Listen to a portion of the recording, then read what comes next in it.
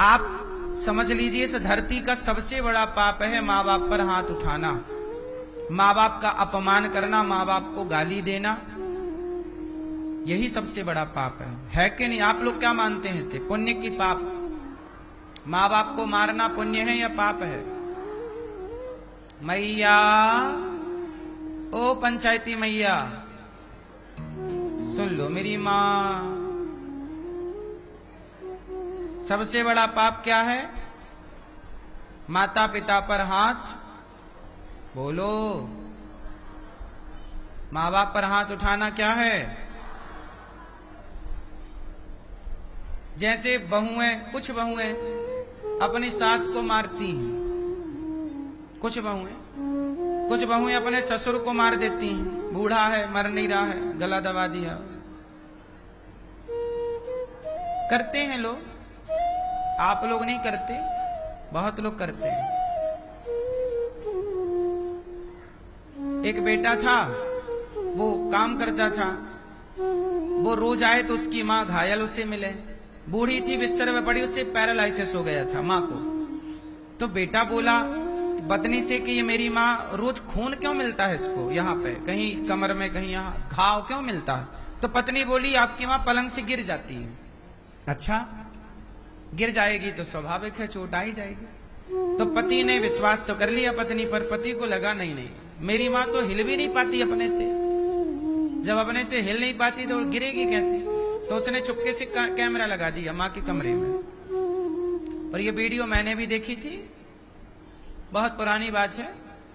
तो जब नया नया सोशल मीडिया आया था तो नए नए सोशल मीडिया में यही वीडियो सबसे ज्यादा वायरल थी।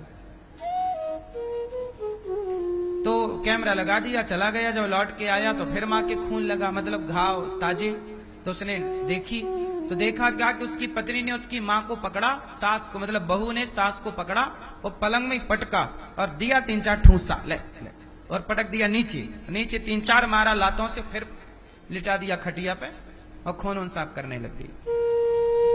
कुछ बहुएं ऐसी हैं जो अपने सास को ससुर को मारती हैं। देखो, सास ससुर भी माता पिता हैं, जन्म देने वाले माँ बाप भी माता पिता हैं, और यहाँ जितने बुजुर्ग बैठे हैं वो सब मेरे लिए मेरे माता पिता के ही समान हैं। मुझे ऐसा भाव रखना चाहिए, जिस माँ से मैं पैदा हुआ केवल वही मेरी माँ है, ये सोच नहीं, सभी मेरी माँ है। माता की उम्र की सब मेरी माँ है।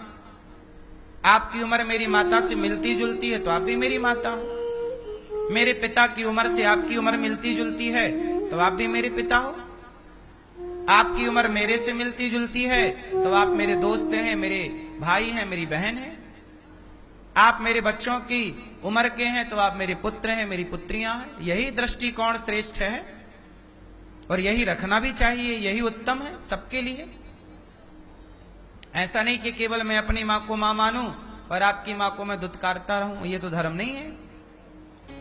अब माँ बाप को मारा धुंधकारी ने।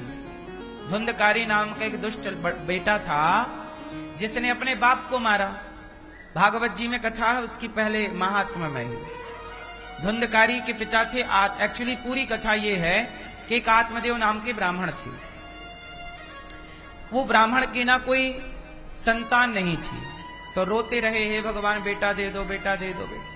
एक साधु जी मिल गए, पूछा कथम रोदसी विप्रत्वम, क्यों रो रहे हो? कहा महाराज धिक जीवितम प्रजाहीनम धिक ग्रहम च प्रजा। सुनो, आत्मदेव जी नाम के एक ब्राह्मण थे, उनके क्या नहीं थी? संतान, पुत्र नहीं था, पुत्री नहीं थी। एक साधु से कहा महाराज मेरा बेटा हो जाए तो बड़ी कृपा होगी। साधु ने कहा ठीक है, वैसे मैं तुम्हारे भाग्य को देख पा रहा हूं कि तुम्हारे भाग्य में कोई संतान है नहीं। ये रेखाएं सब बताती हैं, लिखा किस्मत का मिटता नहीं मिटाने से। किस्मत में सब लिखा है। आपके कितने बेटा हैं, कितने होंगे, कितने नहीं होंगे, बेटियां, बेटा, आपका कितना सुख है, कितना दुख है, कौन सी पत्नी मिलेगी, किस क्वालिटी की पत्नी मिलेगी, किस क्वालिटी का पति मिलेगा, ब्रांडेड मिलेगा कि चाइना मॉडल मिलेगा, सब लिखा है। बेटा किस क्वालिटी का होगा, अच्छा होगा, बुरा होगा, लायक होगा, नालायक होगा, बेटी कैसी, सब कुछ किस्मत का खेल है। किस्मत कैसे बनती है? लोग कहते हैं ना मेरी किस्मत में तो ऐसी था, मेरे भाग्य में तो ऐसी था। अच्छा ये बताओ, भाग्य में ऐसे ही था या ऐसे ही थी, ये भाग्य आया कहां से? आपसे सवाल कर रहा हूं, बताओ। क्यों मैया, ये भाग्य कहां से आता है? लोग कहते हैं हमारे भाग्य में तो ऐसे ही था, तो ये भाग्य आया कहां से? आप बताओ। है कहां? पड़ोसन की वजह से? किसकी वजह से आया ये भाग्य? है? हाँ, हमारी किस्मत, हमारा भाग्य कैसे निर्माण होता है? भाग्य का निर्माण कैसे होता है? लोग कहते हैं किस्मत में होगा तो मिलेगा, भाग्य में। ये भाग्य, ये किस्मत, एक्चुअली भाग्य किस्मत दोनों एक ही बात है, ठीक है? ये पर्यायवाची है। तो भाग्य किस्मत जो कहते हैं ना हमारे भाग्य, ये भाग्य कैसे बनता है? तो सुनो, हमारे भाग्य का निर्माण होता है हमारे कर्मों से। हमारे भाग्य का निर्माण कहां से होता है? हमारे कर्मों से। जैसे मैं एग्जाम देने गया तो मैंने सारे प्रश्नों के उत्तर लिखे, मैंने अच्छा पढ़ा था तो मैंने अच्छा लिखा, तो जब मैंने अच्छा कर्म किया तो मेरे भाग्य में अच्छे नंबर आएंगे। और मैंने अच्छा पढ़ाई नहीं की तो अच्छा लिखा नहीं, अच्छे लिखे नहीं, अच्छा कर्म नहीं किया तो मेरे भाग्य में कम नंबर आएंगे। तो मेरे नंबर उतने ही आएंगे जितने नंबरों का मैंने कर्म किया होगा। तो कर्म किया था तब तो नंबर आए। मैं पढ़ता ही नहीं, मैं एग्जाम देता ही नहीं, तो मेरे 90 नंबर आते, 100 नंबर आते, 50 नंबर आते?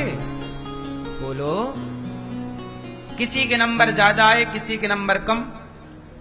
कहां से आए? आपने जैसा कर्म किया था, जैसी पढ़ाई की थी, जैसा नॉलेज पाया था, जैसा कर्म किया, वैसे नंबर आपके मिल। नंबर मीन्स भाग्य।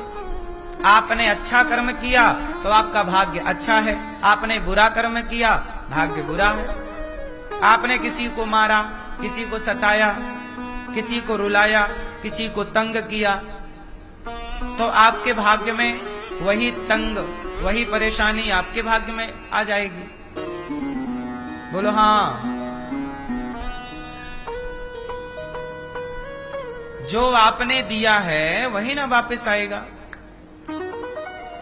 इसलिए मैं आम लगाऊंगा तो फसल आम की आएगी, कांटे लगाऊंगा, बबूल लगाऊंगा तो फसल बबूल की कांटों की आएगी।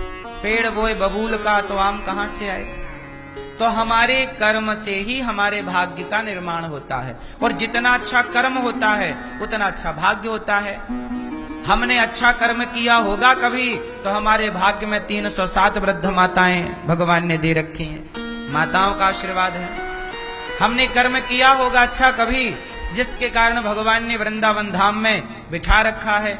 अच्छे कर्म ना करते तो कैसे भगवान ये सेवा का अवसर देते? तो अच्छे कर्म आपने किए थे तो आज मिला। अब आज जो करोगे वो आने वाले भविष्य में मिलेगा। जो कल किया वो आज पाया, जो आज करेंगे वो।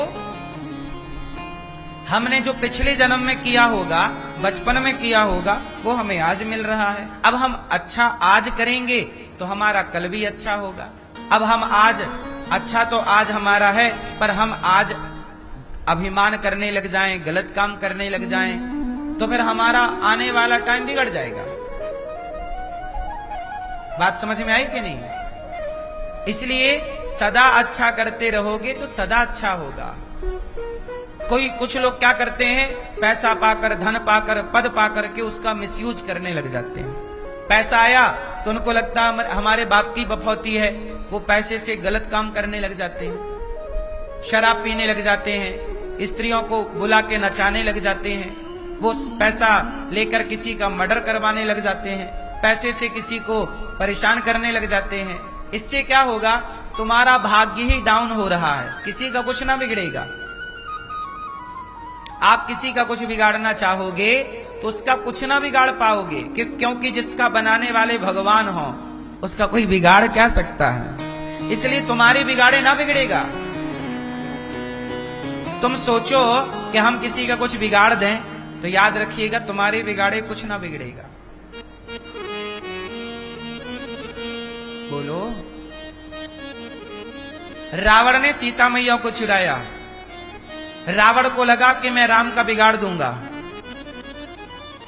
राम का सुख चैन बिगाड़ दूंगा, छीन लूंगा राम से, राम के होंठों की मुस्कान छीन लूंगा, राम की पत्नी ही चुरा लूंगा। रावण ने सोचा था कि मैं राम की मुस्कान छीन लूंगा, राम का सुख चैन छीन लूंगा। लो भैया, चला था राम का सुख चैन छीनने, खुद का सर्वनाश हो गया। हुआ। दुर्योधन चला था द्रौपदी को निर्वस्त्र करने, आज मैं तुझे सभा में निर्वस्त्र करूंगा, कपड़े उतारूंगा तेरे। चला था दूसरों का बिगाड़ने, पर क्या हुआ? खुद का सर्वनाश हो गया। किसी के बिगाड़े कुछ नहीं बिगड़ता, जब बनाने वाला भगवान हो तो बिगाड़े कौन? और तुम बिगाड़ने चलोगे किसी का तो सर्वनाश करके ही लौटोगे अपना। इसलिए किसी का बिगाड़ने ना चलो। चले थे रावण महाराज बिगाड़ने, क्या हुआ? देर हुई, देर लगती है थोड़ा। God mills grind slow but sure. ईश्वर के घर थोड़ा सी देर है, लेकिन यह मत सोच लेना कि देर ही है। देर है पर अंधेर। इसलिए किसी का कुछ बिगाड़ना मत। आप बिगाड़ तो ना पाओगे किसी का, तुमसे बिगड़ेगा नहीं। हां, तुम्हारे कारण, रावण के कारण राम थोड़े परेशान हुए, क्योंकि वो परेशानी राम के भाग्य में लिखी थी। मेरे भाग्य में थोड़ी परेशानी होगी तो आप थोड़ा मेरा बिगाड़ोगे तो मैं थोड़ा परेशान हो सकता हूं, क्योंकि वो परेशानी ऑलरेडी मुझे भोगनी थी, तो तुम्हारे द्वारा मिल गई, लेकिन तुम कर ना पाओगे कुछ। पर तुम किसी की परेशानी का कारण और बन गए। तुम किसी के सुख का कारण तो नहीं बने, पर किसी के दुख का कारण बन गए। और जब आप किसी के दुख का कारण बनते हैं तो फिर आप भी रोने के लिए तैयार रहिएगा। जो बोया है काटना जरूर पड़ता है।